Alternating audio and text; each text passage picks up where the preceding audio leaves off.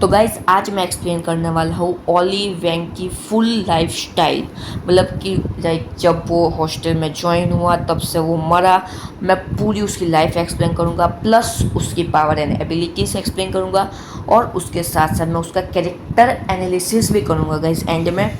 तो गाइज़ आपको अगर इसको जानना है कि इसका लाइक अच्छा था बुरा था या क्या था मतलब ओली वैंग, क्योंकि कई जगह पर हमें वो अच्छा दिखाया है बुरा दिखाया है, तो आप हमें कैरेक्टर एनालिसिस आप देख लीजिएगा, वो गाइज़ वीडियो के एंड में होगा। तो लेट्स स्टार्ट इट। तो गाइज़ ओली वैंग की ज़िंदगी में टोटल 3 फ्रेज थे। फर्स्ट फ्रेज कि जब वो लाइक हैदर और सैली के साथ पहली बार एली को मिला था, तब उसे एली में फ्रीडम दिखी थी। फ्रीडम कैसे?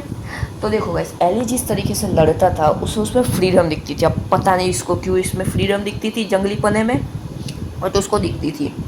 अब गाइस वो धीरे धीरे हॉस्टल में ज्वाइन होता है और एली वॉरन वगैरह के साथ साथ थोड़ी बहुत चोरी भी कर लेता है छोटी मोटी अपने हॉस्टल को चलाने के लिए। बट एक दिन हो जाती है उससे एक बहुत बड़ी गलती, और वो गलती क्या थी कि उसने अपने ही घर में डकैती करवा दी। हाँ, अपने ही घर में वो घुस के चोरी करने लगा एली के साथ मिलके। और जब लाइक उन लोगों को ये पता चला हॉस्टल वालों को, तब उसने कहा कि भाई तू हमारी हॉस्टल को छोड़ के चला जा, क्योंकि हम सब ऑर्फन है लेकिन तेरे पास तेरी फैमिली है। अब ये बात तो अगर ओली समझ जाता तो अच्छी बात थी, बट उसे लगता है कि हैदर की वजह से ये सब हो रहा है लाइक एली। बट सेकंड फ्रेज पर अगर हम आते तो जब लाइक गन ने कुत्ता बना दिया था पूरी हॉस्टल का, तब ओली ने अपनी इंटेलिजेंस और पॉइंट ऑर्गेनाइजेशन की मदद से गन को वापस भेज दिया, उसके साथ ट्रेनिंग की हैंड बना ओली वैंग जिसको आज हम जानते हैं। उसी के बीच में कहीं पे उसने हैदर के फ़ोन से एली को नकली मैसेज भेजा था कि लाइक वो उससे बात नहीं करना चाहती। बट जब एली को पता चला कि वो प्रेग्नेंट है, उसकी बेटी होने वाली है, बट जब तक वहाँ पे वो पहुँचा एली तब तक हैदर मर चुकी थी। Very sad. बट ओली को भी इसका कहीं ना कहीं गिल्ट तो था, बट समहाउ वो उस गिल्ट से बाहर आता है, हॉस्टल ए बनाता है और वो फिर लड़ने जाता है जोहान, जेक और सैम्यूल से। लड़ने तो नहीं जाता, वैसे वो ने ये पूरा ऑर्गेनाइज किया होता है प्लान, वो जीत जाता। ओली फाइनली जीत जाता, बट सैम्यूल के क्रेजी मूड की वजह से ओली हार गया। इसके बाद जब वो आता है तब वो लड़ने जाता है सीधा का सीधा एली से। पूरा वो प्लान बनाता है, एली से लड़ने जाता है। बट यहाँ पे जहाँ पे बाहर हॉस्टल ए और बर्नकस लड़ रहे थे, वहीं पे अंदर ये दोनों जानवर लड़ रहे थे। बहुत कुत्तों की तरह पीटते, कभी ओली भारी पड़ रहा था एली पे, कभी एली भारी पड़ रहा था ओली पे। But at the and like जब वो लड़ते लड़ते टॉप पे पहुँचते तब आता है हमारी इस ओली का फाइनल फ्रेज, जहाँ पे वो कूद जाते हैं। हाँ, वो खुद ही मर जाता है। अब वो ऐसा क्यों करता है वो हम कैरेक्टर एनालिसिस में जाएंगे। फिलहाल के लिए let's see his powers and abilities. तो गाइज पहले पावर्स की बात करते हैं। तो गाइज इस ओली वैंग के पास थी क्योकुशिन कराटे। ऑफ कोर्स इसको गन ने ट्रेन किया है, और इसी क्योकुशिन कराटे के बदौलत इसने डेरिक और मैक्स दोनों को एक साथ पिला था। एडिशनली उसकी स्ट्रेंथ ड्यूरेबिलिटी वगैरह तो सादा सादा है ही, प्लस उसको एक अजीब सी बीमारी है, पता नहीं क्यों, कि वो ना लाइक इसको जितना भी मारो वो दर्द कभी फील ही नहीं करता। मतलब तुम उसको जितना भी मार लो। इनफैक्ट गन ने भी बोला था कि भाई तू ठीक है, मैंने तुझे इतना मारा है तो, और तुम्हें पता है गन किस लेवल पे मारता है, तुम्हें पता है वो कुत्तों की तरह मारता है, ठीक है, बट फिर भी ये इंसान बराबर था। अब गाइस इसका one of the most deadly चीज़ कि डिसलोकेशन। हाँ, ये अपने हाथ पैर की हड्डियों को ऐसे डिसलोकेट कर सकता है, और इसकी तुम इनएबिलिटी के साथ ये जोड़ दो, इसको कुछ फील ही नहीं होगा भाई। लाइक तुम अपनी हड्डी तोड़ रहे हो तो तुम्हें दर्द होगा, इस ओली वैंग को नहीं होने वाला दर्द, ठीक है।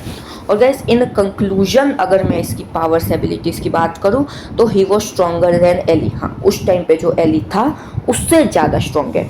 अगर ओली अभी के टाइम पे जिंदा होता, जो कि सैडली नहीं है, तो वो अभी के एली को भी आराम से हरा सकता है, ठीक है गाइस। अब गाइस नेक्स्ट सेक्शन पे आते हैं, आपका फेवरेट सेक्शन, कैरेक्टर एनालिसिस। क्या कि इसका कैरेक्टर कैसा था, अच्छा बुरा। तो देखो गाइस, इनिशियली इसका कैरेक्टर अच्छा था। हाँ सुनो सुनो, तुम्हें पहले लग सकता है इसको देख के लाइक ये शक्ल कैसी है, एकदम पागलों जैसी है, बट नहीं भाई, उसको उस शक्ल के पीछे, उस हंसी के पीछे ना वो अपना दर्द छुपा रहा था, ठीक है। देखो गाइस, जब वो अपने ही घर के अंदर डकैती करवाता है और जब लाइक हॉस्टल वाले उसे सब गाली गलौज दे रहे थे, तब वो बोलता है एली को कि भाई मेरे घर में मुझे फ्रीडम नहीं मिलती है। और अकॉर्डिंग अगर तुम देखने जाओ तो बट गाइस एटलीस्ट एरी को तो पता होना चाहिए था कि उसके साथ क्या हो रहा है, लाइक ओली के साथ। लाइक उसके भी परिवार तो था, बट उस पे ध्यान नहीं देते थे भाई, एली पे उसको मारते पीटते थे। तो भाई एटलीस्ट अब तो लाइक एली को पता होना चाहिए था कि ओली के साथ क्या हो रहा है। चलो एली नहीं तो बाकी लोग तो थे भाई हॉस्टल में, उन लोगों को तो पता होना चाहिए था।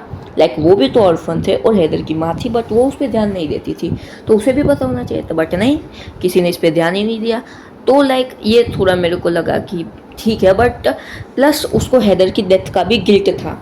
जब लाइक एंड में लाइक वो मरने से पहले उसको पता चला कि उसको फ्रीडम एली के साथ साथ हैदर ने भी दी है, तब वो कहीं ना कहीं गिल्ट में था कि लाइक अगर वो एली को जाने देता हैदर के पास तो लाइक एटलीस्ट हैदर के मरने से पहले एली उसके साथ कुछ पल बिता देता। बट वहीं पे कुछ बुरी बात कोई बात कर लेते कि ओली ने माइनर्स को मैनिपुलेट किया। हाँ, उसने माइनर्स को मैनिपुलेट किया क्राइम्स करने के लिए, तो ये एक बहुत बुरा कैरेक्टर उसका हो जाता है। But in my opinion he was a grey character, ना वो अच्छा कैरेक्टर था ना बुरा कैरेक्टर था, was a like anti hero of lookism अगर तुम देखने जाओ तो। गाइस अगर आपको ऐसे और वीडियोस चाहिए, किसी और की स्टोरी लाइफ चाहिए, मेनली डैनियल की चाहिए होगी शायद से आपको, तो गाइस आप हमें कमेंट कर सकते हैं। Meet you in the another video, so stay tuned. और गाइज लाइक और सब्सक्राइब करके जाना, वरना फिर मुझे मत बोलना कि ये यूआई मॉन्स्टर तुम्हारे घर पे कैसे आ गया। सावधान रहिए, सतर्क रहिए मेरे दोस्तों।